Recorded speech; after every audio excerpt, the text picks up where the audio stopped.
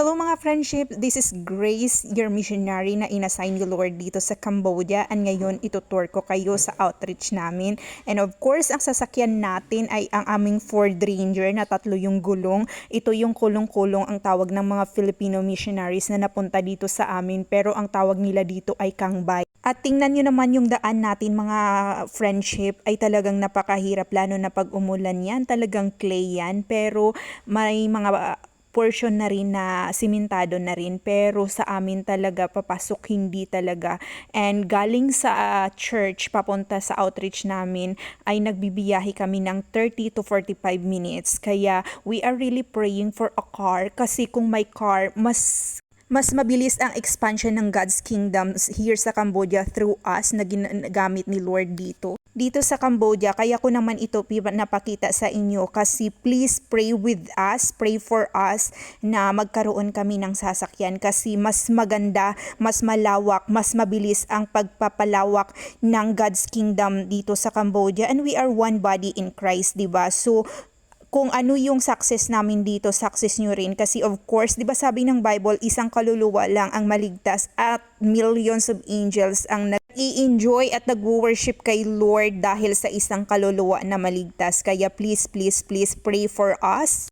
Alam yan ng mga Filipino missionaries na napunta dito sa amin, nakita nila, alam nila yung sakripisyo, yung pagpapagal namin dito. But of course, number one talaga na nakakaalam si Lord, kasi siya lang naman talaga ang nakakaalam ng puso ng bawat isa sa atin. Nagtatawanan pa talaga kami dito sa aming Ford Ranger na 3 yung gulong, dahil ay talagang ang tagal namin makarating sa aming paruroonan at mahirap pati yung brake, hindi masyadong gumagana. Salamat na lang talaga sa life ni Kuya Bro na nagda-drive every Saturday pag pumupunta kami ng outreach, kahit napakahirap, kahit napakabigat.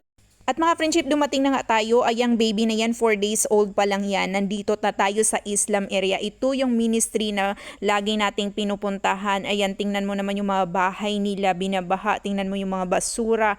Tingnan mo yung mga place. Pero alam mo, ang maganda sa mga tao na to ay talagang malayo pa kami. Gustong-gusto na nila. Nandyan na talaga sila, lumalapit na sila, nagdadala na sila ng banig, kasi gusto-gusto nila makinig sa word ni Lord. At ito friendship, bahay na ito nila, at dito na at ayan na, mag-start na tayo magturo sa mga bata. So nagtuturo tayo ng mga songs, Bible story, prayer, pinapakilala si Jesus, and pagkatapos namin magturo, magbabasa ng Bible, ng Word of God, tapos i-explain sa kanila.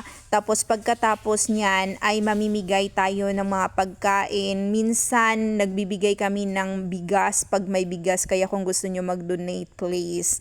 Ayan, namimigay na tayo ng pagkain. Pero hindi lang naman kasi word of God ang kailangan nila, hindi lang pagkain spiritual, kailangan din nila ng pagkain physical. Kaya need din talaga na mabigyan sila, hindi lang pagkain, namimigay tayo ng water. And hopefully next time makapagbigay tayo ng bigas sa kanila, kasi last week kasi binaha sila, namigay tayo ng bigas. And this time pagkain lang muna ang ibibigay. Kaya if tinatch kayo ni Lord na magbigay sa kanila, please do so, kasi alam kong ibibless din talaga kayo ni Lord, kasi 'di ba the Lord bless a cheerful giver. Grabe yung buhay nila, no, pero talagang nakakatuwa kasi napaka-receptive nila sa word ni Lord. At ayan na mga friendship, pauwi na tayo dahil tapos na tayo sa ministry. Pero alam nyo ba, may nag-bless sa amin. Ang hirap-hirap pa kasi umulan, pero wala kaming dala dahil nag-bless kami. So bless din kami ni Lord. Ang daming pinadala sa amin ng mga damit ng isang kaibigan.